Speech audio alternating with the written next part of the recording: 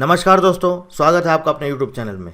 आज के इस वीडियो में दोस्तों हम लोग स्टार्ट करने जा रहे हैं इकोनॉमिक्स। अब आप बोलेंगे इकोनॉमिक्स क्यों स्टार्ट कर रहे हैं, तो मैंने पिछले वीडियो में एक एक चीज़ डिटेल में बताई है कि हम ये क्यों स्टार्ट कर रहे हैं। बहुत बच्चों का डिमांड है कि आप मत पढ़ाइए रीजनिंग वगैरह, जीके वगैरह, आप वो पढ़ाइए जिसके रिसोर्सेज कहीं पर अवेलेबल नहीं है या बहुत कम अवेलेबल हैं, बुक्स वगैरह मिल नहीं रही हैं। तो बोला गया है कि आप पहले ये स्टार्ट करिए, तो इसलिए हम लोग स्टार्ट कर रहे हैं इकोनॉमिक्स। इकोनॉमिक्स कंप्लीट हो जाएगा हमारा 9 से 10 लेक्चर में। इसके बाद हम लोग स्टार्ट कर देंगे मार्केटिंग, और फिर पूरा कंबाइन करके हम आपको उसका, जब आपका CBT 2 होगा तो हम आपको उसके MCQs कराएंगे। हालांकि वीडियो लेक्चर्स के साथ साथ भी हम आपको कुछ कुछ MCQs कराते रहेंगे, लेकिन रिवीजन क्लास आपका इसका CBT 2 के टाइम पर हम करवाएंगे। ठीक है, तो आज के इस वीडियो में हम लोग स्टार्ट करेंगे इकोनॉमिक्स का इंट्रोडक्शन। बेसिकली क्या होती है इकोनॉमिक्स, इकोनॉमिक्स के बारे में पढ़ेंगे, टाइप्स ऑफ इकोनॉमिक्स पढ़ेंगे, फादर ऑफ इकोनॉमिक्स कौन थे उनके बारे में डिटेल में पढ़ेंगे, और उसके बाद लास्ट में हम लोग कुछ MCQs करेंगे। तो चलिए शुरू करते हैं। What is economics. इकोनॉमिक्स की शुरुआत करने से पहले हम ये समझ लें बेसिकली इकोनॉमिक्स है क्या। और आपके मन में भी बहुत सवाल उठता होगा, बहुत से बच्चों के मन में ये डाउट होता होगा, इकोनॉमिक्स क्या है, इकोनॉमी क्या है, क्या दोनों अलग अलग चीज़ें हैं, क्या दोनों एक ही चीज़ है। तो मेरे भाई, इकोनॉमिक्स एक सब्जेक्ट है, इकोनॉमिक्स एक सब्जेक्ट है, या हम बोल सकते हैं इसको एक प्रिंसिपल है, एक सिद्धांत है, प्रिंसिपल है, या हम बोल सकते हैं, ये भी बोल सकते हैं बेसिकली ये थ्योरी है। ठीक है, और अगर हम वहीं बात करें इकोनॉमी की, तो इकोनॉमी क्या है।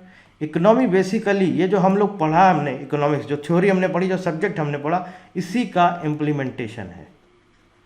इम्प्लीमेंटेशन मतलब कि रियल लाइफ में आप उसको कैसे यूज़ कर सकते हैं, कैसे उसका इम्प्लीमेंटेशन कर सकते हैं। बेसिकली यही चीज़ है, एक तरह से बोलेंगे तो यूटिलाइज, ये utilisation in real life, utilisation in real life. तो दोस्तों यहाँ तक आपको समझ में आया इकोनॉमी क्या है, और इसके साथ साथ आपका इकोनॉमी में डिफरेंस क्या है। तो हमें समझ में आया दोस्तों कि इकोनॉमी एक सब्जेक्ट है जिसे हम पढ़ते हैं, पढ़ने के बाद जब उसको हम इम्प्लीमेंट करते हैं तो वो क्या बन जाता है, वो बन जाता है इकोनॉमी। अब हम बात करेंगे दोस्तों, इकोनॉमिक्स जो वर्ड है हमारा, ये कहाँ से डिराइव हुआ है। इकोनॉमिक्स जो ये शब्द है, ये कहाँ से बना है। तो दोस्तों एक ग्रीक वर्ड है हमारा ओइकोनोमोस, जिससे इकोनॉमिक्स शब्द की उत्पत्ति हुई है। यानी कि इकोनॉमिक्स शब्द कहाँ से डिराइव हुआ है, ओइकोनोमोस से। ओइकोनोमोस एक ग्रीक वर्ड है जिसमें कि आपको, अगर इसको हम दो पार्ट में डिवाइड करें तो एक शब्द बनता है हमारा ओइको, दूसरा बनता है नोमोस। ओइको का मतलब होता है घर या हाउस, नोमोस का मतलब होता है मैनेजमेंट, मैनेजमेंट। तो बेसिकली इकोनॉमिक्स जो डिराइव हुआ है वो वर्ड है ओइकोनोमोस, और अगर इसका प्रॉपर मीनिंग समझें ओइकोनोमोस का, तो इसका प्रॉपर मीनिंग है मैनेजमेंट ऑफ, या हम बोल सकते हैं दोस्तों house hold, house hold management. ये है ओइकोनोमोस का मतलब। ओइकोनोमोस को थोड़ा सा और मॉडिफाई किया गया, बाद में बना ये ओइकोनोमिया, और यही बना फिर हमारा इकोनोमिया। तो बहुत से लोग ये भी बताते हैं कि इकोनोमिया से इसकी उत्पत्ति हुई है, वर्ड इकोनोमिया से, जबकि एक्चुअल है ओइकोनोमोस। तो समझ में आ गया दोस्तों, इकोनॉमिक्स शब्द की शुरुआत या इकोनॉमिक्स शब्द की उत्पत्ति कहाँ से हुई है। तो इकोनॉमिक्स शब्द की उत्पत्ति हुई है ओइकोनोमोस से, जो कि एक ग्रीक वर्ड है। आगे चलते हैं दोस्तों, अब इसका थोड़ा सा डेफिनेशन समझते हैं, बेसिकली इकोनॉमिक्स है क्या। आपको एक एग्जांपल से समझाता हूं। जैसे मान लीजिए आपके घर में दो लोग हैं या तीन लोग हैं, एक आप हैं और आपके दो ब्रदर हैं या आपकी सिस्टर हैं। सपोज तीन लोग हैं, आपने अपने घर में जिद करी कि हमको चॉकलेट खानी है। आप तीन लोग हैं अपने घर में, 3 पर्सन हैं, और आपने बोला कि हमको चॉकलेट खानी है। ठीक है, अब अगर आपके फादर या आपके पेरेंट्स आपको लिए 3 चॉकलेट्स लेके आते हैं, तो आपको क्या कोई प्रॉब्लम होगी? कोई प्रॉब्लम नहीं होगी, क्योंकि बराबर बराबर पर्सन में बराबर बराबर बढ़ जाएगा, इक्वली डिस्ट्रीब्यूट हो जाएगा, किसी को कोई प्रॉब्लम नहीं होगी। लेकिन अगर फादर बोलते हैं मैं सिर्फ एक चॉकलेट लाऊंगा, मैं सिर्फ एक चॉकलेट लाऊंगा, तब क्या होगा दोस्तों? तब क्या होगा? तब दिक्कत शुरू हो जाएगी, परेशानी शुरू हो जाएगी। क्यों? क्योंकि हमारे पास लोग ज़्यादा हैं, पर्सन ज़्यादा हैं, लेकिन जो हमारे पास चॉकलेट है वो क्या है दोस्तों, वो कम है। मतलब कि 3 लोगों में अब हमको एक ही चॉकलेट खानी है। तो क्या ऐसा पॉसिबल हो सकता है कि आप इक्वली डिस्ट्रीब्यूट कर सकें? अब वो मत बोलिएगा कि आप हाँ रैपर करके इक्वली डिस्ट्रीब्यूट कर सकते, नहीं, हम एक यूनिट की बात कर रहे हैं। एक चॉकलेट मतलब इट मीन्स एक यूनिट की हम बात कर रहे हैं। तो क्या एक यूनिट 3 अलग अलग लोगों में इक्वली डिस्ट्रीब्यूट आप कर सकते हैं क्या? नहीं कर सकते हैं। तो इसका मतलब क्या हुआ? इसका मतलब हुआ कि हमारे पास संसाधनों की कमी है। संसाधन जिसे हम बोलेंगे रिसोर्स, तो रिसोर्स की कमी है। सीधी सी बात है, एक चॉकलेट है मतलब कम है, 3 ज़्यादा लोगों में बांटनी है, हमारे पास एक ही चॉकलेट बांटनी। इसका मतलब क्या है? रिसोर्स जो है हमारे पास लिमिटेड है, और इसी लिमिटेड रिसोर्स का हम क्या कर रहे हैं यहाँ पर? डिस्ट्रीब्यूशन, बांट रहे हैं। ठीक है दोस्तों, तो अब बात करते हैं हम इकोनॉमिक्स। जो हमारा शब्द है इसकी बेसिकली डेफिनेशन क्या है? अब ये जो आपके सामने लिखा हुआ है डिस्ट्रीब्यूशन ऑफ लिमिटेड रिसोर्सेज, इसी को अगर हम इकोनॉमिक्स की डेफिनेशन में बात करें तो डिस्ट्रीब्यूशन को अगर हम इकोनॉमिक्स की लैंग्वेज में बोलेंगे तो डिस्ट्रीब्यूशन को हम क्या बोलते हैं इकोनॉमिक्स की लैंग्वेज में? डिस्ट्रीब्यूशन को हम बोलते हैं एलोकेशन। क्या बोलते हैं दोस्तों? एलोकेशन। और लिमिटेड के लिए इकोनॉमिक्स की डेफिनेशन में एक शब्द यूज होता है जिसे बोलते हैं स्कैर्स, या बोला जाता है स्कैरसिटी। इसका मतलब होता है किसी चीज़ की कमी। तो इसका मतलब इकोनॉमिक्स का मतलब डेफिनेशन जो हमें समझ में आया वो क्या आया दोस्तों? इकोनॉमिक्स का डेफिनेशन क्या आया? Allocation of scarce resources. मतलब कि जो भी हमारे पास कम संसाधन है उनका एक तरह से एलोकेशन। अब एलोकेशन कैसे किया जाए? अब ये कोई प्रॉपर डेफिनेशन हुई क्या? कोई प्रॉपर डेफिनेशन नहीं हुई। एलोकेशन ऑफ स्कैर्स रिसोर्सेज, पूरी इसकी प्रॉपर डेफिनेशन क्या होगी? अब देखिए यहाँ पर समझिए, संसाधनों की कमी है, जो हमारे पास कम संसाधन है, जो हमारे पास लिमिटेड रिसोर्सेज है, उनका हम डिस्ट्रीब्यूशन कर रहे हैं, पर कैसे करें हम? अब देखिए पूरी प्रॉपर इसकी डेफिनेशन है, allocation of scarce resources in such way, इस तरह से डिस्ट्रीब्यूशन किया जाए, ये जो हमारे पास कम संसाधन है, लिमिटेड रिसोर्सेज हैं, कम रिसोर्सेज हैं, इनका डिस्ट्रीब्यूशन या इनका एलोकेशन इस तरह से किया जाए, in such way, so that, ताकि consumer gets maximum satisfaction, consumer gets maximum satisfaction, producer gets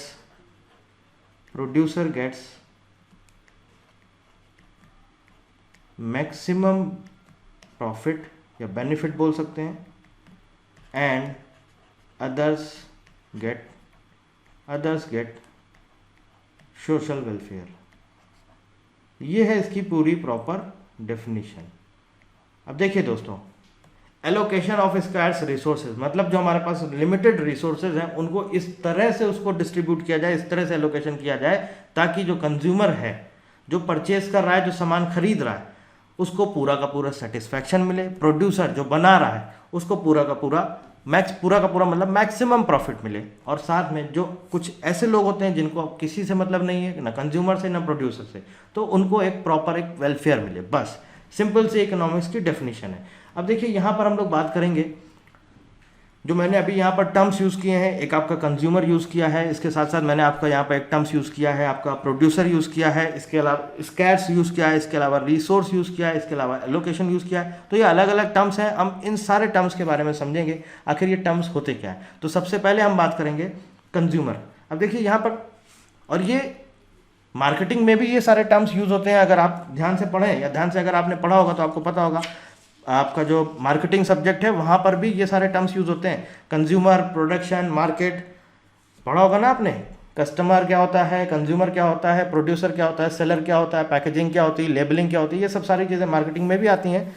तो चलिए समझते हैं बेसिकली हम लोग कंज्यूमर और कस्टमर में डिफरेंस क्या है।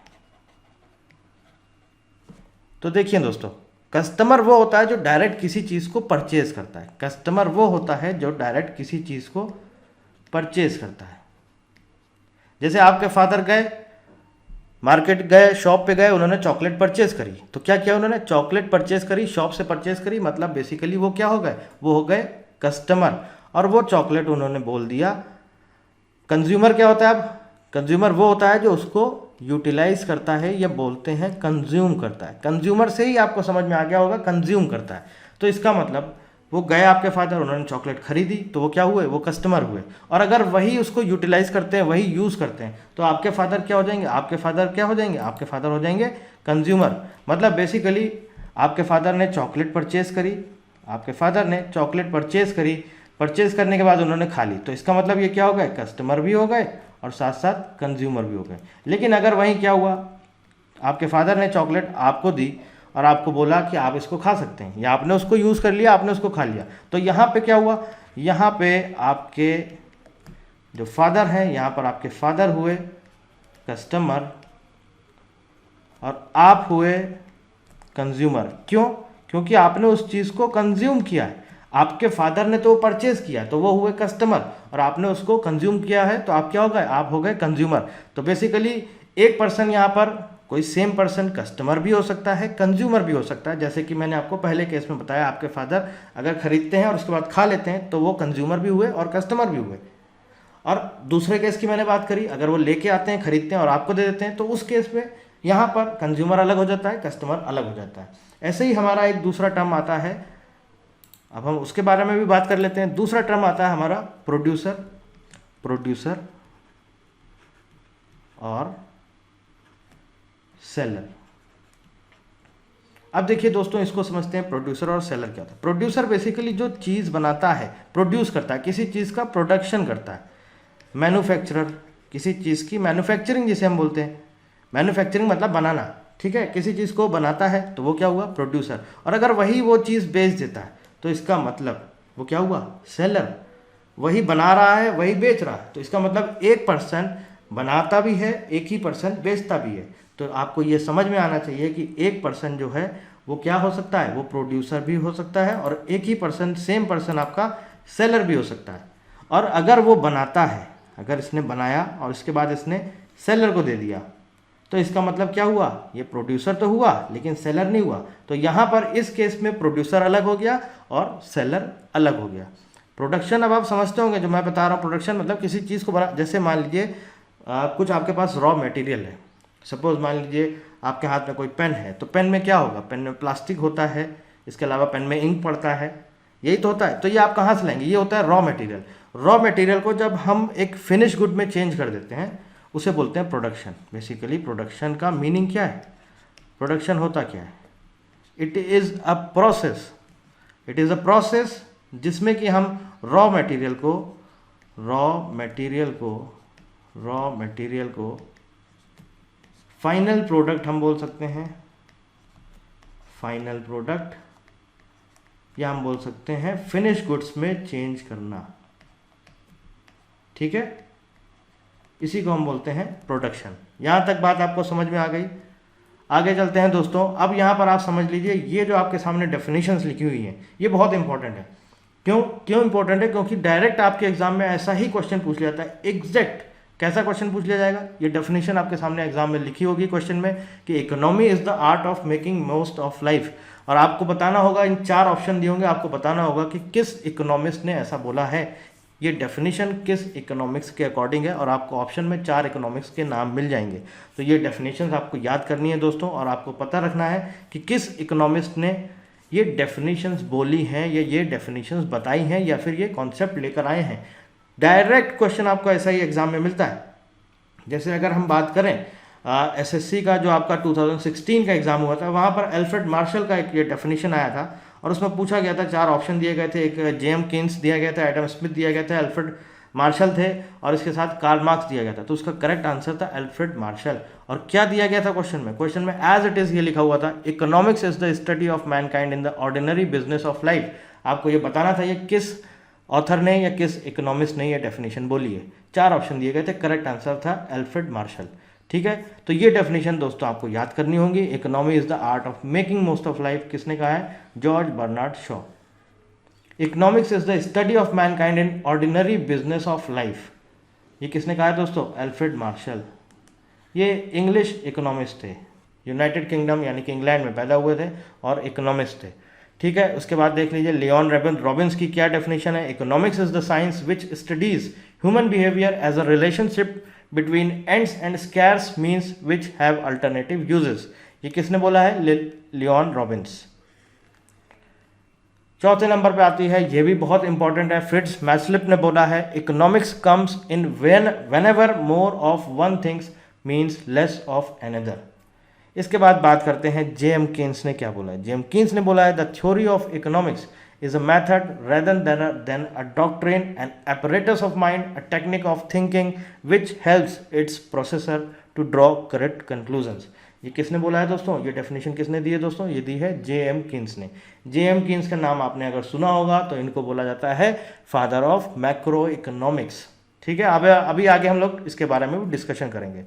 अगला है दोस्तों हमारा, economics is the study of the use of scarce resources to satisfy unlimited human wants. जो अभी तक मैं आपको बताता आ रहा हूँ इकोनॉमिक्स बेसिकली है क्या, तो वही चीज़ इन्होंने यहाँ पर बता दी है कि आपकी जो ह्यूमन वांट्स हैं, एक तरह से मनुष्य की या इंसानों की जो इच्छाएं हैं वो हैं अनलिमिटेड।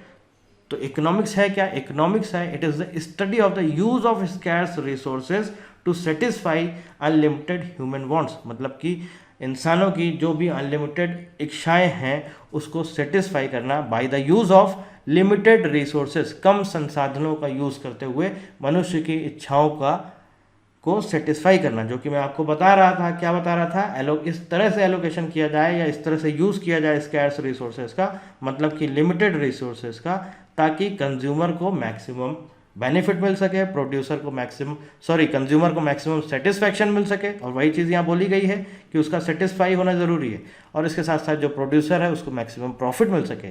तो यही है, ये किसने बोला आपको? रिचर्ड लिप्से ने।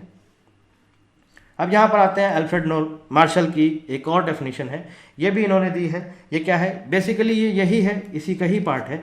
Economics is the study of the activities for the economic development of any product with the perfection of the. Basically इन्होंने बोला है कि जो आपका इकोनॉमिक्स को इन्होंने एक तरह से कंपेयर किया है ह्यूमन लाइफ से। तो उन्होंने बोला है कि एक लाइफ साइकिल होता है, वैसे ही इसमें क्या क्या होता है, शुरुआत किससे होती है? प्रोडक्शन से होती है। इसके बाद हम उसको एक्सचेंज करते हैं, फिर डिस्ट्रीब्यूट करते हैं, और जो हमारा प्रोडक्ट बन के आता है उसको हम कंज्यूम करते हैं। तो ये किसने दी है दोस्तों? ये दी है अल्फ्रेड मार्शल ने। ठीक है, ये बात हो गई हमारी इकोनॉमिक्स की डेफिनेशन की, किसने किसने क्या क्या डेफिनेशन दी है। कभी कभी ये आपके एग्जाम में पूछ लिया जाता है दोस्तों, तो इसको भी आपको ध्यान में रखना है। अब हम बात करेंगे इकोनॉमिक्स की हिस्ट्री के बारे में। तो देखिए दोस्तों, इकोनॉमिक्स की आखिर शुरुआत कहाँ से हुई? शुरुआत हुई 17वीं सेंचुरी से, 17वीं शताब्दी। लेकिन अगर हम थोड़ा सा और पीछे चलते हैं, एंशियंट टाइम में चलते हैं, तो आपने नाम सुना होगा चाणक्य का। चाणक्य नीति आपने ज़रूर सुना होगा। चाणक्य जिसे हम बोलते थे, उनका दूसरा नाम था कौटिल्य भी था या विष्णुगुप्ता भी था। तो चाणक्य ने उस टाइम पर एक बुक लिखी थी, उस बुक का नाम था अर्थशास्त्र।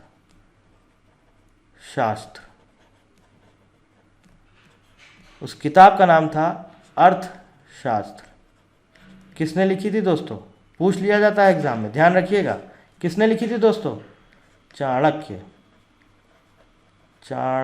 दूसरा क्या नाम था इनका? कौटिल्य। इसके अलावा इनका नाम था विष्णुगुप्ता। इनका ही नाम बाद में चल के पड़ा चाणक्य। ठीक है, किसने लिखी थी? चाणक्य ने। इन्होंने बेसिकली उस टाइम पर, उस जमाने में, इस किताब में ये डिस्क्राइब किया था। इन्होंने बोला था जैसे कि आपका शरीर है, जो मनुष्य का जो शरीर है, इंसानों का जो शरीर है, जो बॉडी है, इसको चलाने के लिए, या इसमें बोल सकते हैं कि इसका सबसे इंपॉर्टेंट पार्ट है वो है ब्लड। तो एक तरह से इंसानों की जो बॉडी है उसके लिए ब्लड बहुत ज़रूरी है।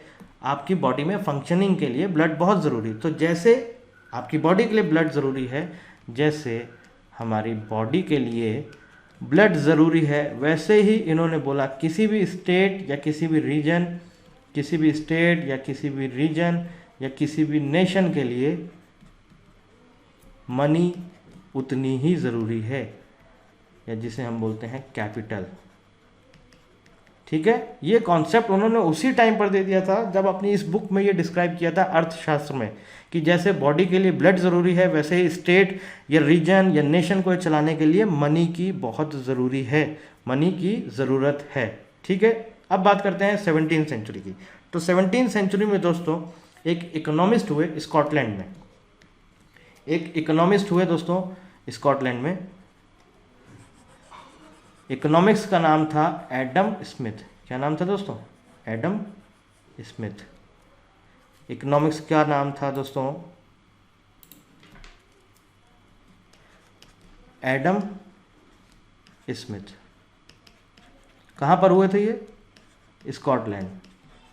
स्कॉटलैंड में 1723 में पैदा हुए थे और 1790 में इनकी मृत्यु हुई थी। 1723 में पैदा हुए थे, 1719 में मृत्यु हुई थी। अब एडम स्मिथ के बारे में क्या बोला जाता है? तो 17वीं शताब्दी में बेसिकली, अब यहाँ से मॉडर्न इकोनॉमिक्स की अगर हम बात करें, आज के टाइम की जो इकोनॉमिक्स है उसकी शुरुआत कहाँ से हुई है? उसकी शुरुआत हुई है 17वीं सेंचुरी से, 17वीं शताब्दी से, जब एडम स्मिथ आए। स्कॉटलैंड के इकोनॉमिस्ट थे। क्या थे ये? स्कॉटलैंड के इकोनॉमिस्ट। क्वेश्चन ऐसा पूछ लिया जाता है एग्जाम में, नाम दे दिया जाएगा, आपसे पूछा जाएगा बताइए ये कौन थे? फिलोसफर थे कि इंग्लैंड के इकोनॉमिस्ट थे, या यूएसए के इकोनॉमिस्ट थे, या स्कॉटिश इकोनॉमिस्ट थे? तो करेक्ट आंसर है स्कॉटिश इकोनॉमिस्ट। ठीक है।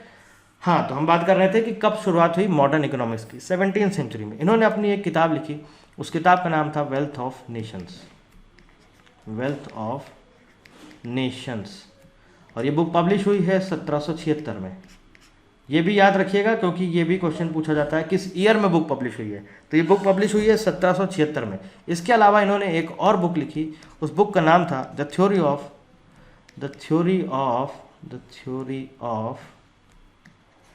Moral sentiments. ठीक है दोस्तों। तो बेसिकली इन बुक में इन्होंने क्या बोला? इन्होंने एक तरह से इकोनॉमिक्स की डेफिनेशन दी, इकोनॉमिक्स के बारे में बताया, और वहीं पर इन्होंने कुछ इंपॉर्टेंट टर्म्स यूज़ करे, जैसे कि इनविजिबल हैंड्स। वहाँ पर इन्होंने बात करी इनविजिबल हैंड्स ऑफ इकोनॉमी के इनविजिबल हैंड्स के बारे में बात करी। इसके साथ साथ इन्होंने आपको कैपिटलिज्म की बात करी। कैपिटलिस्ट, अभी आगे हम पढ़ेंगे कैपिटलिस्ट होता क्या है, उसका भी इन्होंने यहाँ पर अच्छा खासा एक तरह से पूरा डिस्क्राइब किया हुआ है अपनी इस बुक में। कैपिटलिज्म पर इन्होंने बहुत चर्चा करी, बहुत जोर दिया है कैपिटलिज्म पर, और उसी की वजह से कैपिटलिज्म की शुरुआत भी इन्होंने ही करी। कैपिटलिज्म का या कैपिटलिस्ट का एक तरह से कॉन्सेप्ट भी यही लेकर आए एडम स्मिथ। तो एडम स्मिथ ने अपनी इस बुक में एक तरह से पूरी तरह से इकोनॉमिक्स को डिस्क्राइब किया है। उसके बहुत सारे पहलुओं पर चर्चा करी है, उसके बहुत कुछ टर्म्स हैं जिनके बारे में बताया है कि आखिर इनविजिबल हैंड्स क्या होते हैं, कैपिटलिज्म क्या होता है, कैपिटलिस्ट इकोनॉमी क्या होता है। ये सारी चीज़ें इन्होंने वहाँ पर चर्चा करी अपनी इस बुक में, और इनको ही बोला जाता है, एडम स्मिथ को, फादर ऑफ इकोनॉमिक्स। इनको क्या बोला जाता है? Father of economics. याद रखिएगा, बहुत इंपॉर्टेंट क्वेश्चन है, आपके एग्जाम में पूछा जा सकता है, फादर ऑफ इकोनॉमिक्स। और इसके साथ साथ इनको यह भी बोला जाता है फादर ऑफ कैपिटलिज्म। अब ये क्या होता है कैपिटलिज्म, अब ये सब हम आगे डिस्कस करेंगे, आप घबराने की आपको ज़रूरत नहीं है। ठीक है दोस्तों। तो इनको क्या बोला जाता है? फादर ऑफ इकोनॉमिक्स और फादर ऑफ कैपिटलिज्म। तो ये जो इनकी बुक थी the theory of moral sentiments, इसमें इन्होंने पूरी तरह से कैपिटलिज्म के बारे में पूरी तरह से जोर दिया है, इनविजिबल हैंड्स के बारे में डिस्कशन किया है, ये सारी चीज़ें इन्होंने वहाँ पर बात करी है। तो अब देखिए, यहाँ पर एक टर्म यूज़ हुआ है इनविजिबल हैंड्स। तो अब जब हम उस टर्म्स के बारे में थोड़ा सा समझ लेते हैं, आखिर ये है क्या इनविजिबल हैंड्स। चलिए दोस्तों, क्या हम लोग बात कर रहे थे? हम लोग बात कर रहे थे दोस्तों इनविजिबल हैंड्स। आखिर ये क्या होता है दोस्तों?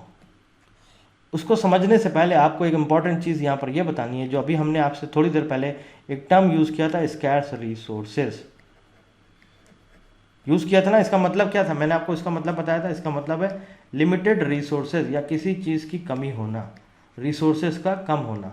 तो दोस्तों बेसिकली हमें ये समझना है कि आखिर ये स्कैर्स रिसोर्सेज मतलब कि लिमिटेड रिसोर्सेज जो हैं हमारे, ये कम होते क्यों हैं। हमको सिर्फ ये समझना है कि होता क्यों है कम।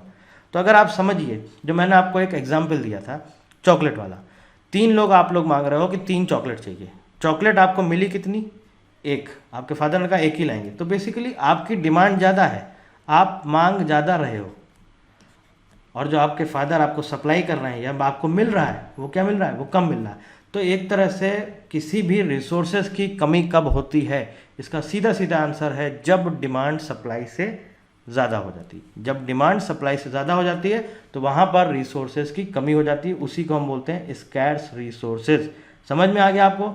जब डिमांड सप्लाई से ज़्यादा हो जाती है उसे हम बोलते हैं स्कैर्स रिसोर्सेज। अब यहाँ पर अगर हम बात करें दोस्तों रिसोर्सेज, ये रिसोर्सेज क्या है यार? कुछ नेचुरल रिसोर्सेज होते हैं, जैसे कि आपको पता है ऑयल एंड गैस, मिनरल्स, ये सब क्या है? वाटर है, ये सब क्या है दोस्तों? ये सब नेचुरल रिसोर्सेज हैं। तो वैसे रिसोर्सेज होता है। और अगर फिजिकल टर्म्स में बेसिकली बात करें तो रिसोर्सेज है क्या? किसी भी गुड्स को बनाने के लिए जो चीज़ें यूज़ होती हैं उसे बोलते हैं रिसोर्सेज। बस रिसोर्सेज की अगर हम आपको डेफिनेशन बता दें तो रिसोर्सेज का क्या है मतलब? Things used to make other goods. अब एक एग्जाम्पल लेते हैं, उससे समझते हैं। पेपर आप जानते हैं, पेपर कैसे बनता है? आपको पता है पेपर कैसे बनता है? पेपर बनता है लकड़ी से, वुड से। वुड कहाँ से आता है? वुड कहाँ से आता है? फॉरेस्ट से, जंगलों से। और एक तरह से ये कहाँ से आता है? फॉरेस्ट से।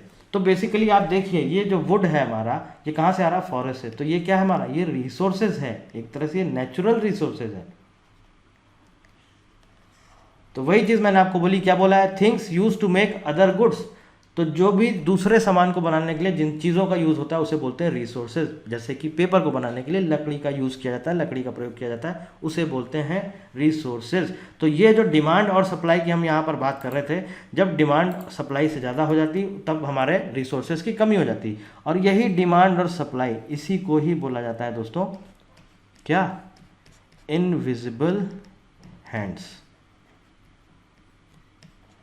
Of economy. ठीक है दोस्तों, इनविजिबल हैंड्स ऑफ इकोनॉमी। अब देखिए कुछ इंपॉर्टेंट चीज़ है वो भी समझ लीजिए, ये भी एग्जाम में आपके पूछा जाता है कि किस इकोनॉमिस्ट ने कौन कौन सी बुक लिखी हुई है। Adam Smith, the wealth of Nations. Adam Smith ने जो बुक लिखी है वो बुक का नाम है द वेल्थ ऑफ नेशंस। और इसके साथ साथ द इनविजिबल हैंड, जिसकी अभी हम बात कर रहे थे, इसके साथ साथ the theory of moral sentiments, जहाँ पर इन्होंने कैपिटलिज्म के बारे में बहुत जोर दिया है, कैपिटलिज्म के बारे में बहुत चर्चा करी। द मनी गेम, ये भी किसने लिखी है? एडम स्मिथ ने। अब जेएम कीन्स की बात करते हैं, अभी आगे हम बात करेंगे इनके बारे में, तब तक आप ये देख लीजिए किस इकोनॉमिस्ट ने कौन कौन सी बुक लिखी। The general theory of employment, interest and money, JM Keynes. The economic consequences of the peace, JM Keynes. Essays in persuasion, JM Keynes. A treatise on money, J.M. Keynes. Indian currency and finance, J.M. Keynes. Capitalism and freedom, किसने लिखा है? Milton Friedman. Money mischief, आप देख लीजिए ये economist का नाम है इधर, ये जो यहाँ पे नाम लिखा है ये इकोनॉमिस्ट है, या हम ऑथर बोल सकते हैं। कौन कौन सी बुक लिखी है आप देख सकते हैं। मिल्टन फ्रीडमैन ने क्या क्या लिखा है? Capitalism and freedom, money mischief, why government is the problem, there is no such thing as a free lunch, और प्राइस थ्योरी। आगे बात करते हैं एफ ए हैक की, तो इन्होंने कौन कौन सी बुक लिखी है? The road to serfdom, the pure theory of capital, the fatal conceit, the errors of socialism, the constitution of liberty. Karl Marx की बात करें तो इन्होंने लिखा है दास कैपिटल, बहुत इंपॉर्टेंट थी ये book. Theories of surplus value, wage, labour and capital, the poverty of philosophy. और बात करते हैं एल्फ्रेड मार्शल की, जिन्होंने लिखा है प्रिंसिपल ऑफ इकोनॉमिक्स, बहुत इंपॉर्टेंट बुक थी, 1890 में पब्लिश हुई थी ये बुक। और उसी बुक में इन्होंने आपका जो इकोनॉमिक्स का डेफिनेशन दिया उसमें ही दिया है, मनी, क्रेडिट एंड कॉमर्स। और उसके बाद आता है थॉमस माल्थस, इन्होंने बुक का नाम जो लिखी है उस बुक का नाम है principles of political economy.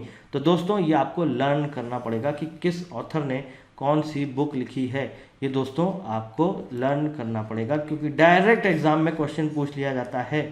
Direct exam में बुक का नाम लिखा होगा, बताइए इसका ऑथर कौन है, तो ये आपको पूरा का पूरा आपको टेबल याद करनी पड़ेगी दोस्तों। चलिए आगे चलते हैं।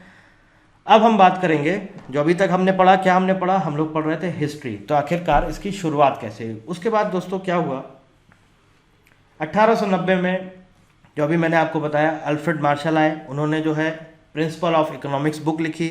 वहाँ पर उन्होंने इकोनॉमिक्स का अच्छा खासा डेफिनेशन दिया और उसको एक तरह से ह्यूमन लाइफ से उन्होंने वहाँ से को रिलेट किया। उसके बाद क्या हुआ दोस्तों, 1933 में एक नॉर्वे के एक इकोनॉमिस्ट हुए जिनका नाम था रेजनर फ्रिश। क्या नाम था दोस्तों? रेजनर फ्रिश। 1933 में हम बात कर रहे हैं नॉर्वे की। नॉर्वे में एक इकोनॉमिस्ट हुए उनका नाम था दोस्तों रेजनर फ्रिश। इन्होंने क्या किया दोस्तों, इन्होंने इकोनॉमिक्स को दो पार्ट में डिवाइड किया। एक बोल दिया इन्होंने माइक्रो इकोनॉमिक्स, एक बोल दिया इन्होंने माइक्रो इकोनॉमिक्स, और दूसरा बोल दिया दोस्तों मैक्रो इकोनॉमिक्स। दूसरा क्या बोल दिया दोस्तों, मैक्रो इकोनॉमिक्स। ठीक है दोस्तों, क्या नाम था, रेजनर फ्रिश। दो पार्ट में डिवाइड कर दिया इकोनॉमिक्स को, माइक्रो इकोनॉमिक्स और मैक्रो इकोनॉमिक्स। अब देखिए माइक्रो इकोनॉमिक्स की अगर हम बात करें तो माइक्रो इकोनॉमिक्स का कॉन्सेप्ट लेकर कौन आया है, माइक्रो इकोनॉमिक्स के फादर कौन है अगर हम बात करें तो वो है हमारे एडम स्मिथ साहब, जिनको बोला जाता है father of economics, father of socialism. Macro economics की बात करें तो दोस्तों इनका नाम है J.M. Keynes, John Maynard Keynes. ये लेके आए हैं मैक्रो इकोनॉमिक्स का कॉन्सेप्ट। और अभी हमने आपको यहाँ पर इनकी सबकी बुक का लिस्ट नाम बताया है, कौन कौन सी बुक किस किस ऑथर ने लिखी। बुक का नाम ज़रूर याद करिएगा, एग्जाम में ज़रूर पूछा जाता है। अब बात करते हैं micro economics. Micro economics basically इनमें डिफरेंस क्या है, आखिर ये होता क्या है माइक्रो इकोनॉमिक्स और मैक्रो इकोनॉमिक्स। तो दोस्तों यहाँ पर आप देखिए शब्द लिखा हुआ है ये माइक्रो। माइक्रो का मतलब छोटा, माइक्रो का मतलब छोटा, या हम बोल सकते हैं स्मॉल। मैक्रो का मतलब दोस्तों बड़ा, या जिसे हम बोल सकते हैं दोस्तों लार्ज। ठीक है दोस्तों, अब देखिए इसकी शुरुआत कहाँ से हुई, इसकी शुरुआत हुई ग्रीक वर्ड माइक्रोस से। ये माइक्रो जो बना है ये बना है, ग्रीक वर्ड है माइक्रोस, और ये मैक्रो जो बना है ये बना है ग्रीक वर्ड मैक्रोस से। अब देखिए दोनों में अंतर आप खुद ही समझ गए होंगे। माइक्रो इकोनॉमिक्स मतलब हम छोटे लेवल पर अगर इकोनॉमिक्स की बात करेंगे तो वो माइक्रो इकोनॉमिक्स हो जाएगी। मैक्रो इकोनॉमिक्स अगर हम बड़े लेवल पे बात करेंगे तो लार्ज लेवल पे बात करेंगे तो मैक्रो इकोनॉमिक्स हो जाएगी। सिंपल सी डेफिनेशन है, सिंपल सा एक डिफरेंस है दोनों के बीच में, बहुत ही सिंपल सा। अब थोड़ा सा टेक्निकली समझ लेते हैं कि आखिर कैसे कैसे क्या क्या टर्म्स यूज होते हैं। तो आप ये समझिए सीधे से, बेसिकली अगर हम बात करें किसी भी एक प्राइवेट फर्म हो गई, एक इंडिविजुअल हो गया, एक इंडिविजुअल हो गया, एक फर्म हो गई, या एक कंपनी हो गई जिसे हम बोलते हैं। अगर हम इसकी बात करेंगे तो इसका मतलब हम किसकी बात कर रहे हैं, हम बात कर रहे हैं माइक्रो इकोनॉमिक्स की। या एक आप इंडिविजुअल, या आप इसे बोल सकते हैं एक तरह से कंज्यूमर।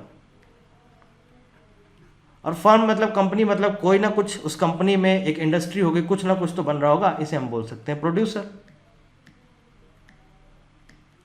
ठीक है, अब ये मत बोलिएगा कि फर्म को मैंने प्रोड्यूसर बोल दिया, नहीं भाई, एक इंडस्ट्री है, इंडस्ट्री में मान लीजिए सपोज आपकी एक इंडस्ट्री है, आप प्रोड्यूस कर रहे हैं, उसमें आपकी कंपनी है, तो आप क्या हुए, प्रोड्यूसर भी हुए ना।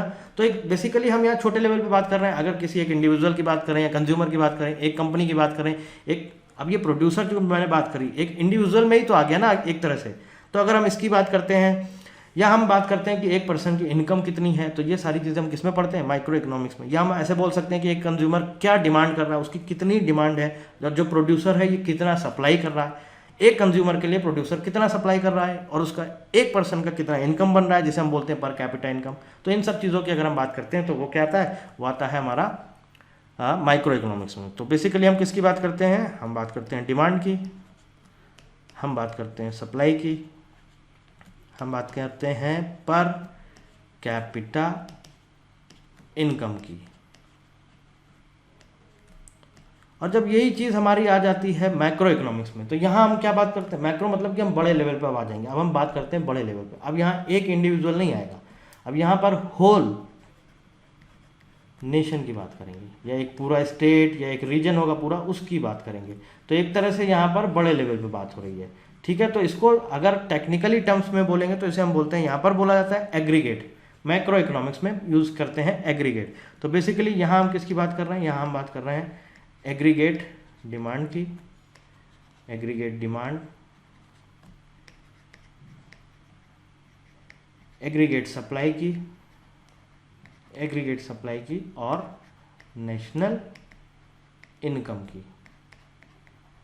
ठीक है दोस्तों, समझ में आ गया आपको? यहाँ तक पूरी पिक्चर क्लियर है। 5 मिनट के लिए या 10 मिनट के लिए आप वीडियो को पॉज कर लीजिए और पूरा आराम से आप रिवाइज कर लीजिए। इसके बाद हम लोग आगे चलेंगे दोस्तों। तो आई होप दोस्तों आप लोगों ने रिवाइज कर लिया होगा।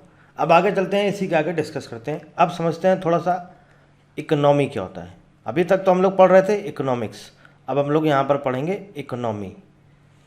इकोनॉमी क्या होता है? तो अगर हम इकोनॉमी की बात करें तो जैसा कि मैंने आपको अभी शुरू में बताया था, क्या बताया था मैंने आपको ये बताया था कि इकोनॉमिक्स एक तरह का स्टडी है, एक तरह का सब्जेक्ट है, एक तरह का प्रिंसिपल है। और जब उसको हम लोग रियल लाइफ में यूटिलाइज करते हैं तो उसे हम क्या बोलते हैं? इकोनॉमी। या अगर हम इकोनॉमी की एक आपको प्रॉपर डेफिनेशन बताना चाहें तो इस तरह से आप समझिए कि एक ऐसा रीजन या एक ऐसा एरिया जहाँ पर इकोनॉमिक एक्टिविटीज़ होती हैं, जहाँ पर इकोनॉमिक एक्टिविटीज़ होती हैं, एक ऐसा रीजन जहाँ पर इकोनॉमिक एक्टिविटीज़ होती हैं। समझ गए आप? अब इकोनॉमिक एक्टिविटीज़ की अगर आप बात करेंगे, इकोनॉमिक एक्टिविटीज़, अब आप बोलेंगे ये क्या होता है इकोनॉमिक एक्टिविटीज़, तो आप समझिए मतलब कि इकोनॉमिक मतलब कि क्या पैसे से रिलेटेड चीज़, एक्टिविटीज़ मतलब कि क्या एक्टिविटीज़ हो रही हैं, मतलब एक तरह से वित्तीय लेन देन, एक तरह से जहाँ पर भी ये सब होता है वित्तीय लेन देन या इकोनॉमिक एक्टिविटीज़ होती हैं। अब आप बोलेंगे इकोनॉमिक एक्टिविटीज़ एक्चुअली में होता क्या है, तो जो भी चीज़ें पैसा कमाने के लिए करी जाती हैं उन्हें हम बोलते हैं इकोनॉमिक एक्टिविटीज़। ठीक है, तो एक ऐसा रीजन इकोनॉमी के अंदर आता है, एक ऐसा रीजन जहाँ पर सारी इकोनॉमिक एक्टिविटीज़ होती हैं। अब अगर हम इकोनॉमी की अगर हम बात करें तो इकोनॉमी के 3 टाइप होते हैं। कौन कौन से टाइप होते हैं थोड़ा सा उसके बारे में भी समझ लेते हैं। पहले नंबर पे आता है कैपिटलिस्ट इकोनॉमी। Capitalist economy. दूसरे नंबर पे आता है हमारा सोशलिस्ट इकोनॉमी। और उसके बाद तीसरा टाइप होता है हमारा दोस्तों मिक्स्ड इकोनॉमी। अब देखिए इसको थोड़ा सा समझिए कि ये सारे टर्म्स जो होते हैं ये क्या होते हैं। अच्छा, एक और यहाँ पर इम्पॉर्टेंट चीज़ है, क्या है कि ये जो इकोनॉमी है इनके कुछ और भी नाम होते हैं। वो कौन कौन से नाम होते हैं वो भी इम्पॉर्टेंट है, कभी कभी एग्जाम में पूछ लिया जाता है। जैसे कि जो कैपिटलिस्ट इकोनॉमी है इसको हम मार्केट इकोनॉमी के भी नाम से जानते हैं, मार्केट इकोनॉमी। सोशलिस्ट इकोनॉमी की बात करें तो इसे हम जानते हैं सेंट्रली प्लान्ड इकोनॉमी। ठीक है, और ये रहता है हमारा मिक्स्ड इकोनॉमी। अब हम समझते हैं कि आखिर इन टर्म्स का मतलब क्या है, आखिर ये कौन कौन सी इकोनॉमी होती है। देखिए कैपिटलिस्ट इकोनॉमी तो बेसिकली ये प्राइवेट जो भी प्रोडक्ट्स होते हैं, जो भी आपकी इकोनॉमी होती है, ये किसके द्वारा ओन करी जाती है, किसके द्वारा कंट्रोल करी जाती है, किसके द्वारा ऑपरेट करी जाती है, तो ये करी जाती है प्राइवेट लोगों के द्वारा, प्राइवेट पीपल। क्यों करी जाती है? प्रॉफिट अर्न करने के लिए, प्रॉफिट अर्न करने के लिए। और इसमें क्योंकि प्राइवेट लोगों के द्वारा रन करी जाती है तो यहाँ पर गवर्नमेंट का किसी भी तरह का कोई भी इंटरफेरेंस, गवर्नमेंट का किसी भी तरह का कोई भी इंटरफेरेंस नहीं होता है दोस्तों। ठीक है, ध्यान रखिएगा। प्राइवेट लोगों के द्वारा प्रॉफिट अर्न करने के लिए जो भी सारी चीज़ें ऑपरेट करी जाती हैं या कंट्रोल करी जाती हैं, किसके द्वारा? प्राइवेट लोगों के द्वारा प्रॉफिट अर्न करने के लिए। यहाँ पर गवर्नमेंट का कोई भी इंटरफेरेंस नहीं होता है। इस तरह की इकोनॉमी कौन से देश फॉलो करते हैं, किस देशों में, किस कंट्री में ये कैपिटलिस्ट इकोनॉमी है? USA, UK, फ्रांस, स्विट्ज़रलैंड, या जितनी भी आप ये समझिए कि हमारी यूरोपियन कंट्रीज़ हैं वहाँ पर, और उसके साथ साथ USA में कैपिटलिस्ट इकोनॉमी को फॉलो किया जाता है। अब अगर हम बात कर रहे हैं कैपिटलिस्ट इकोनॉमी की तो थोड़ा सा आप ये भी समझ लीजिए कैपिटलिस्ट इकोनॉमी का आपका कॉन्सेप्ट किसने दिया है, क्योंकि ये भी एग्जाम में पूछा जाता है, इम्पॉर्टेंट है। Adam Smith. और मैंने आपको बताया था जो इनकी बुक थी उसमें इन्होंने काफ़ी जोर दिया है कैपिटलिज्म के बारे में। तो कैपिटलिस्ट इकोनॉमी का कॉन्सेप्ट लेकर कौन आया? एडम स्मिथ लेके आया। सोशलिस्ट इकोनॉमी की बात करी जाए तो ये कौन लेके आया? कार्ल मार्क्स, फिलोसफर थे, ये लेके आए सोशलिस्ट इकोनॉमी का कॉन्सेप्ट। और मिक्स्ड इकोनॉमी की बात करें तो वो भी हमारा एडम स्मिथ की ही देन है। ठीक है, यहाँ तक आपको क्लियर समझ में आ गया। अब हम बात कर रहे थे किसकी? Capitalist economy. हमने समझ लिया कि कैपिटलिस्ट इकोनॉमी आखिरकार होता क्या है। अब हम बात करेंगे सोशलिस्ट इकोनॉमी। अब देखिए यहाँ पर प्राइवेट लोगों की बात हो रही थी। सोशलिस्ट इकोनॉमी जहाँ पर गवर्नमेंट के द्वारा रन करी जाती है, गवर्नमेंट के द्वारा, मतलब कि यहाँ पर जो भी प्रोडक्ट्स बनेंगे, जो भी प्रोडक्शन होगा, सारी की सारी चीज़ें कंट्रोल करी जाएंगी या फिर ऑपरेट करी जाएंगी, किसके द्वारा? गवर्नमेंट के द्वारा। और ये क्यों करी जाती है? ये प्रॉफिट अर्न करने के लिए नहीं होती, ये होती है सोसाइटी के लिए। ये एक तरह से हम बोल सकते हैं सोशल वेलफेयर के लिए, सोशल वेलफेयर के लिए। और यहाँ पर गवर्नमेंट का इंटरफेरेंस होता है, बिल्कुल होता है, क्योंकि गवर्नमेंट के द्वारा ही रन करी जा रही है, तो गवर्नमेंट का इंटरफेरेंस होता है यहाँ पर। जी हाँ, बिल्कुल होता है। कौन से देश सोशलिस्ट इकोनॉमी को फॉलो करते हैं? रशिया, और इसके बाद है हमारा चाइना। ठीक है, यहाँ पर जो इनकी इकोनॉमी चलती है उसको कौन गवर्न करता है, कौन ऑपरेट करता है, कौन कंट्रोल करता है? गवर्नमेंट। ठीक है, और यूएसए, यूके, फ्रांस, ऐसी कंट्रीज़ में जो इकोनॉमी चलती है, कौन इनको रन करता है, कौन ऑपरेट करता है, कौन कंट्रोल करता है? प्राइवेट लोग। ठीक है, आ जाती हैं हम मिक्स्ड इकोनॉमी की तरफ। अब आपको समझ में ही आ रहा होगा कॉन्सेप्ट से, मिक्स्ड इकोनॉमी मतलब कि मिक्स, इसका मतलब क्या है? Private plus government. गवर्नमेंट को हम पब्लिक भी बोलते हैं, आपने सुना होगा पब्लिक सेक्टर, प्राइवेट सेक्टर। ठीक है, तो प्राइवेट और गवर्नमेंट दोनों का ही एक तरह से, दोनों को मिलाकर ही ये इकोनॉमी चलाई जाती है। अब देखिए, यहाँ पर जो हम बात कर रहे थे कैपिटलिस्ट इकोनॉमी पे, किस लिए करी जाती है? प्रॉफिट अर्न करने के लिए। और जो सेंट्रली जो प्लान्ड होती है, किस लिए करी जाती है? सोसाइटी के लिए, सोशल के वेलफेयर के लिए। अब यहाँ पर मिक्स्ड इकोनॉमी है, तो यहाँ पर दोनों चीज़ों को ध्यान में रखा जाता है, मतलब कि प्रॉफिट को भी ध्यान में रखा जाता है और इसके साथ साथ सोशल वेलफेयर को भी ध्यान में रखा जाता है। मतलब कि प्रॉफिट को ध्यान में रखकर सोशल वेलफेयर को भी कंसीडर किया जाता है। ठीक है, अब गवर्नमेंट का इंटरफेरेंस होता है यहाँ पर? बिल्कुल होता है, गवर्नमेंट का इंटरफेरेंस होता है। जी हाँ, बिल्कुल होता है, क्योंकि गवर्नमेंट का भी इसमें हाथ है, अकेले सिर्फ प्राइवेट नहीं है, ये प्राइवेट भी है और पब्लिक सेक्टर भी है, दोनों लोग मिलकर ऑपरेट कर रहे हैं। तो यहाँ पर गवर्नमेंट इंटरफेयर कर सकती है। और ये इकोनॉमी कहाँ पर है? हमारे देश यानी कि इंडिया में। बिजनेस भी चलते हैं प्राइवेट लोगों के द्वारा और गवर्नमेंट के ऑर्गेनाइजेशंस भी चलते हैं। तो इसलिए हमारे देश में जो इकोनॉमी है वो कौन सी इकोनॉमी है? वो है हमारी मिक्स्ड इकोनॉमी। ध्यान रखिएगा, कहाँ पर है मिक्स्ड इकोनॉमी? हमारी कंट्री इंडिया में। सोशलिस्ट इकोनॉमी की बात करें तो कहाँ पर है? रशिया और चाइना में। कैपिटलिस्ट इकोनॉमी की बात करें या जिसे हम बोलते हैं मार्केट इकोनॉमी, तो ये कहाँ पर है? यूएसए, यूके और फ्रांस में। अब देखिए, अगला सबसे इंपॉर्टेंट टॉपिक आता है, टॉपिक है हमारा सेंट्रल प्रॉब्लम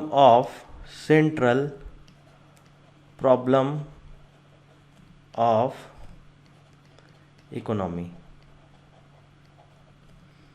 ठीक है दोस्तों, आखिर ये होती क्यों है?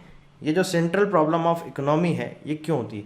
इसके सबसे मेजर और सबसे इम्पॉर्टेंट पॉइंट है, सिर्फ और सिर्फ एक पॉइंट है, कि जो हमारे रिसोर्सेज की जो कमी होती है, स्कैर्सिटी होती है जो रिसोर्सेज की, उसी का ही इम्पैक्ट है ये सेंट्रल प्रॉब्लम ऑफ इकोनॉमी। इससे रिलेटेड एक क्वेश्चन आपका एनटीपीसी एग्जाम में पूछा गया है 2018 वाले पेपर में। वहाँ पर एक क्वेश्चन पूछा गया था, वो यही पूछा गया था कि सेंट्रल प्रॉब्लम ऑफ इकोनॉमी क्या होता है। अभी आगे हम कुछ एमसीक्यूज डिस्कस करेंगे, तो वहाँ पर इस तरह के हमें क्वेश्चन मिलेंगे, तब देखते हैं, समझते हैं क्या है बेसिकली। तो इसका अगर आप सीधे डायरेक्ट एक लाइन में आंसर दें तो सिर्फ और सिर्फ किस वजह से होती है? Due to scarcity of resources. तो अगर हम बात करें सेंट्रल प्रॉब्लम ऑफ इकोनॉमी की, तो ये क्या है?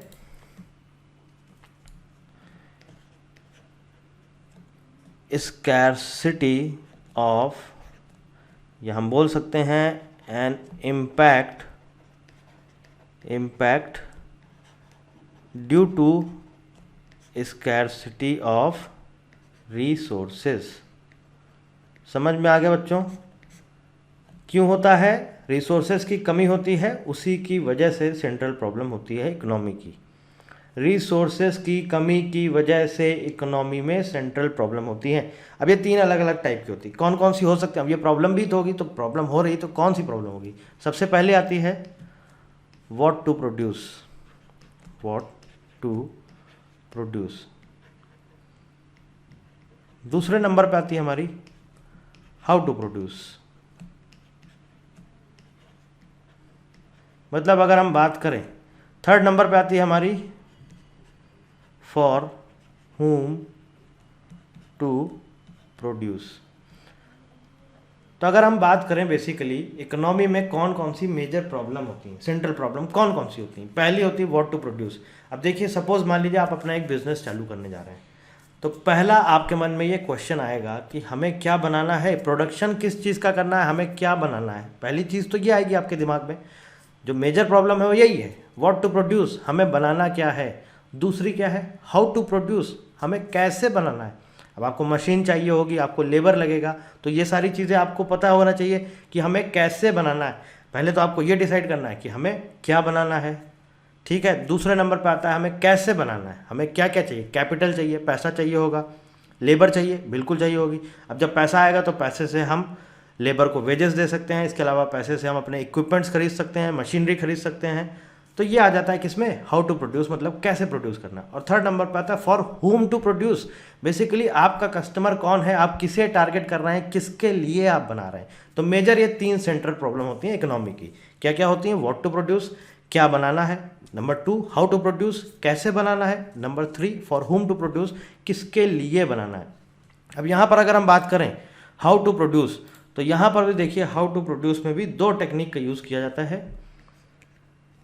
पहली होती है labour intensive technique, labour intensive technique, और दूसरी होती है हमारी कैपिटल इंटेंसिव टेक्निक। अब आप कहेंगे साहब ये क्या होता है, तो देखिए लेबर इंटेंसिव मतलब कि क्या है, यहाँ पर लेबर और कैपिटल की बात हो रही है। कैपिटल एक तरह से हम ये समझ सकते हैं, कैपिटल का मतलब होता है मनी। तो अब मनी से आप क्या खरीदेंगे, मनी से आप अपने जो भी ऑर्गेनाइजेशन या जो भी बिजनेस आप खड़ा करना चाह रहे हैं, तो मनी से आप क्या करेंगे, कुछ अपने इक्विपमेंट्स खरीदेंगे, कुछ मशीनरी खरीदेंगे, इंडस्ट्री लगाने जा रहे हैं तो यही तो खरीदेंगे ना। तो जब आपका लेबर जहाँ पर ज़्यादा होता है, लेबर आपका मशीनरी से या जिसे हम बोल सकते हैं कैपिटल से ज़्यादा होता है, तो उसे हम बोलते हैं लेबर इंटेंसिव टेक्निक। मतलब कि आपने एक इंडस्ट्री लगाई, वहाँ पर आपके पास मशीनरी कुछ कम है, लेकिन आपने बोला कि नहीं हमें काम करेंगे, हम लेबर ज़्यादा रख लेते हैं, उनसे काम चला लेंगे। तो जहाँ पर लेबर ज़्यादा होते हैं as compare to your capital, उसे बोलते हैं लेबर इंटेंसिव टेक्निक। और जहाँ पर कैपिटल या मशीनरी आपकी ज़्यादा होती है लेबर के कंपैरिजन में, तो उसे बोला जाता है कैपिटल इंसेंटिव टेक्निक। यहाँ तक समझ में आ गया। अब इसकी हम जो बात कर रहे थे आपके सामने, ये सारी चीज़ें कि क्या प्रोड्यूस करना है, कैसे करना है, किसके लिए करना है। अब जब यहाँ प्रोडक्शन की बात आती है तो एक और इम्पॉर्टेंट टर्म यहाँ पे आता है, वो भी आपको ध्यान में रखना है क्योंकि ये भी एग्जाम में पूछा जाता है। वो टर्म ये है फैक्टर्स ऑफ प्रोडक्शन। क्या होते हैं, अब मान लीजिए सपोज आप कोई इंडस्ट्री लगाना चाह रहे हैं, कोई भी इंडस्ट्री, मान लीजिए आप मोबाइल की इंडस्ट्री लगाना चाह रहे हैं, या कोई भी आप साइंटिफिक कोई भी आप गैजेट बनाना चाह रहे हैं, इसके साथ साथ किसी भी तरह की आप इंडस्ट्री लगाना चाह रहे हैं, तो जो भी आप प्रोडक्शन करेंगे उसके बेसिकली कौन कौन से फैक्टर्स होते हैं।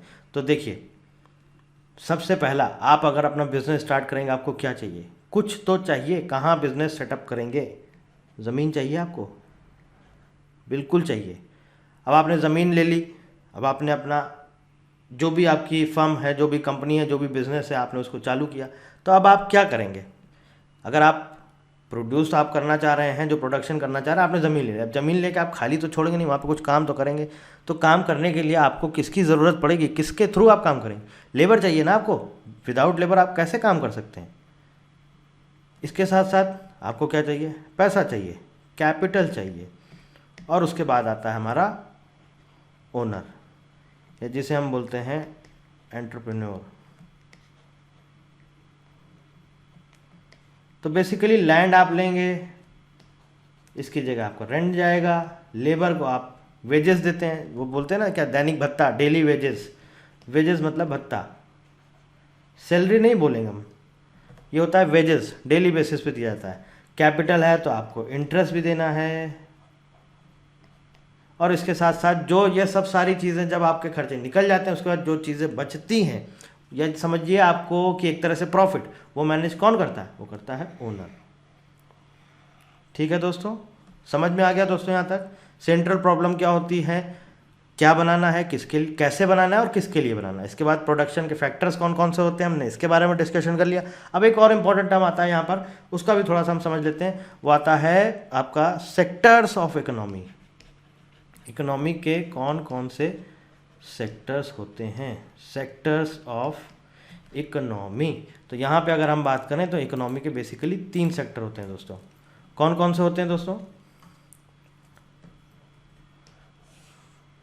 प्राइमरी सेक्टर, सेकेंडरी सेक्टर और इसके बाद आता है टर्शरी सेक्टर। तो देखिए, आपको प्राइमरी से मतलब क्या है,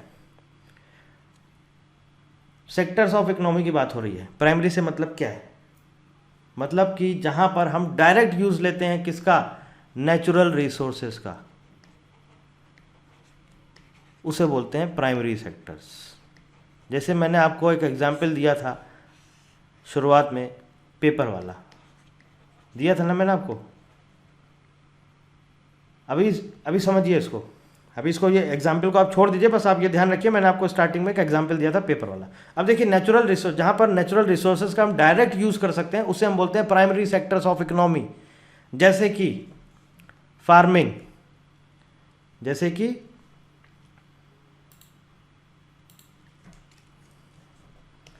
farming, fishing, minerals, oil and gases, ये सब क्या है, नेचुरल रिसोर्सेज हैं। ठीक है,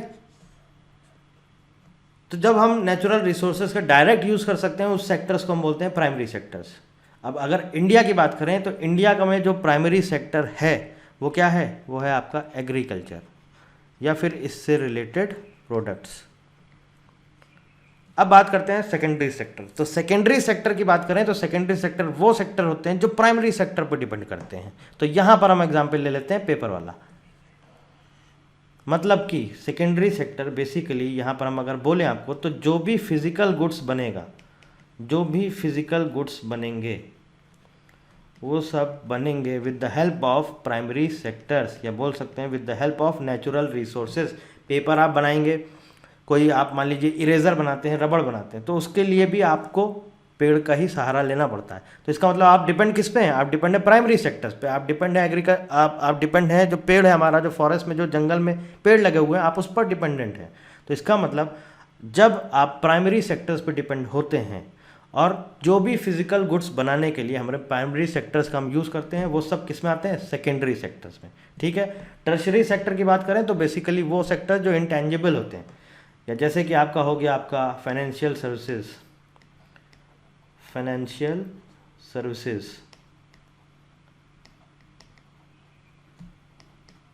IT डिपार्टमेंट, ये सब आपका किस में आ जाते हैं, ये सब आ जाते हैं टर्शरी सेक्टर्स में। क्योंकि एग्जाम में पूछ लिया जाता है कभी कभी, तो आप ध्यान रखिएगा।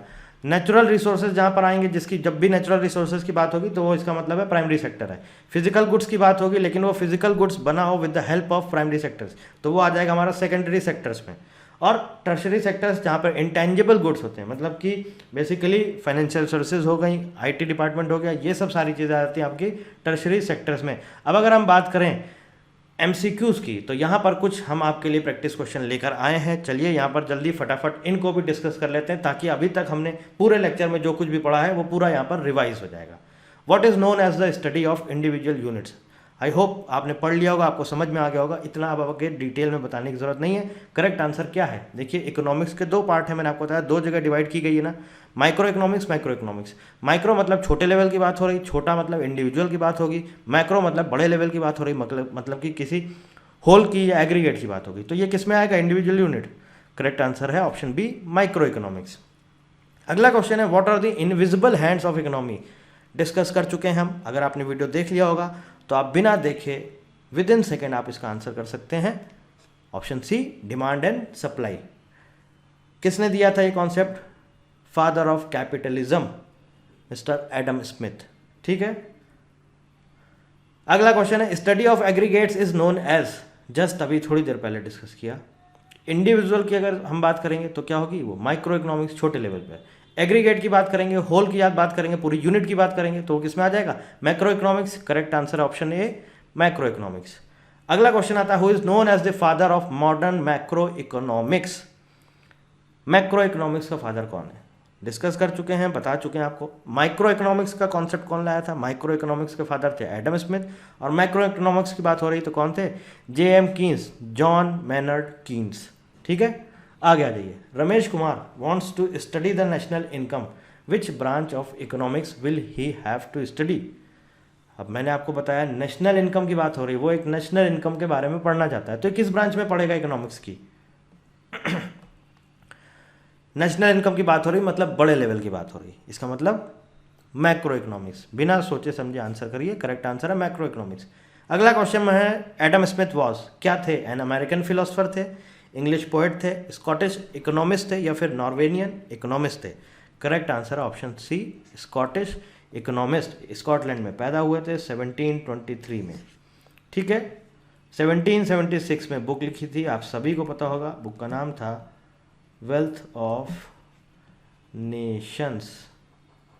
ठीक है, तो यहाँ पर हमने क्या पूछा आपसे, एडम स्मिथ कौन थे? एडम स्मिथ थे आपके स्कॉटिश इकोनॉमिस्ट, स्कॉटलैंड में पैदा हुए थे और 1776 में इन्होंने बुक लिखी थी, बुक का नाम था वेल्थ ऑफ नेशंस। अच्छा, यहाँ पर एक चीज़ आपको और बतानी है, वो भी इंपॉर्टेंट है, शायद मैं बताना भूल गया हूँ।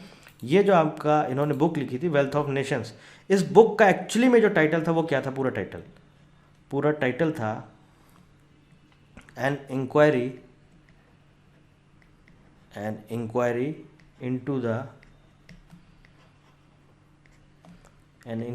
into the nature and causes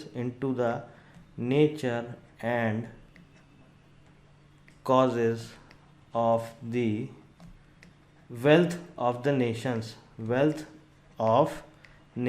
यही बाद में बुक का नाम हो गया परमानेंटली वेल्थ ऑफ नेशंस, इसी नाम से जाने लगी ये बुक। तो ये टाइटल था, ध्यान रखिएगा। आगे आ जाते हैं अगले नंबर पर। अगला क्वेश्चन क्या है? What do you mean by a mixed economy? मैंने अभी आपको बताया मिक्स्ड इकोनॉमी मतलब क्या होता है, जहाँ पर प्राइवेट और गवर्नमेंट दोनों लोगों का कॉम्बिनेशन होता है। मतलब करेक्ट आंसर आपका option B, public and private sectors. बिना सोचे समझे आप फटाक से आंसर कर सकते हैं। अगला क्वेश्चन है, what is the main economic problem faced by the society? Economic problem क्या है सोसाइटी की सबसे बड़ी? अनएम्प्लॉयमेंट, बेरोजगारी, क्या ऐसा है क्या? इनइक्वालिटी, क्या ऐसा है क्या? पॉवर्टी मतलब गरीबी, क्या ये इकोनॉमिक प्रॉब्लम है क्या सोसाइटी की बहुत बड़ी? या फिर option D, scarcity. Correct answer है आपका ऑप्शन डी, स्कार्सिटी। गरीबी भी है अगर तो क्यों है? संसाधनों की कमी है। अनएम्प्लॉयमेंट भी है तो क्यों है? बेरोजगारी भी है तो क्यों है? रिसोर्सेज की कमी है, वैकेंसीज कम निकलती हैं, ज़्यादा से ज़्यादा लोग अप्लाई करते हैं। ठीक है, तो ये सब सारी चीज़ें होती क्यों? बेसिकली स्कार्सिटी, कमी की वजह से। तो मेन इकोनॉमिक प्रॉब्लम है स्कैरसिटी। करेक्ट आंसर आपका ऑप्शन डी, स्कैरसिटी। अगला क्वेश्चन आता है, what does capitalism refer to? Capitalism का मतलब क्या है? आपको बता चुका हूँ, कैपिटलिस्ट कौन है? कैपिटलिस्ट अगर अपने देश की बात करें तो जितने भी बिजनेसमैन हैं, अंबानी को ले लीजिए, अदानी को ले लीजिए, रतन टाटा को ले लीजिए, ये सारे के सारे, इनको हम क्या बोल सकते हैं? इनको हम बोल सकते हैं कैपिटलिस्ट। तो इसका करेक्ट आंसर क्या होगा? कैपिटलिज्म का मतलब क्या है? द यूज ऑफ मार्केट, क्या ऐसा है क्या? नहीं। गवर्नमेंट ओनरशिप, ये तो बिल्कुल ही नहीं हो सकता है। Private ownership of capital goods, जी हाँ, करेक्ट आंसर है ऑप्शन सी। मैंने आपको बताया था कैपिटलिस्ट क्या होता है, प्राइवेट लोगों के द्वारा उनका ऑपरेट किया जाता है या उनके द्वारा ओन्ड किया जाता है, उसे हम क्या बोलते हैं? कैपिटलिस्ट। और क्यों किया जाता है? प्रॉफिट अर्निंग के लिए। अगला आता है, what does the law of demand mean? Law of demand का मतलब क्या है? As the quantity demanded rises the price rises, क्या ऐसा होता है क्या? As the price rises the quantity demanded rises, price बढ़ता है तो क्वांटिटी की डिमांड बढ़ती, क्या ऐसा होता है क्या? As the price rises the quantity demanded falls, जी हाँ, ये एक बहुत बड़ा फैक्ट है।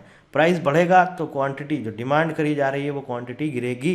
यही आपका करेक्ट आंसर है। यही कहता है हमारा लॉ ऑफ डिमांड। ध्यान रखिएगा, लॉ ऑफ डिमांड क्या कहता है? अगर प्राइस बढ़ता है तो क्वांटिटी गिरेगी। अगला आ जाता है, what is the name of the book written by JM. Keynes? JM. Keynes ने कौन सी बुक लिखी है? तो मैंने अभी शुरुआत में आपसे डिस्कस किया था, मैंने आपको वहाँ पर दिखाए थे, कुछ बुक के नाम थे और कुछ ऑथर्स के नाम थे, सारी चीज़ें डिस्कस करी थी। तो आप अगर पढ़ा होगा, या चलिए नहीं भी पढ़ा है तो मैं आपको बता देता हूँ। करेक्ट आंसर है option C, the general theory of employment, interest and money. The general theory of employment, interest and money. अगला क्वेश्चन है, when was the famous book of professor Keynes published, यानी कि इनकी यही एक बुक थी जो बहुत फेमस हुई थी, the general theory of employment, interest and money. इसी के बारे में पूछ रहा है कि ये बुक कब पब्लिश हुई है, या मैं यहाँ पर अगर आप चाहूँ तो इसको लिख सकता हूँ, when was the famous book the great theory of employment, interest and money of professor Keynes published, किस ईयर में पब्लिश हुई है। करेक्ट आंसर आपका ऑप्शन सी, 1936। जी हाँ, ये बुक पब्लिश हुई है 1936 में, J.M. कीन्स के द्वारा लिखी गई है, जॉन मैनार्ड कीन्स के द्वारा, जिनको बोला जाता है फादर ऑफ मैक्रो इकोनॉमिक्स।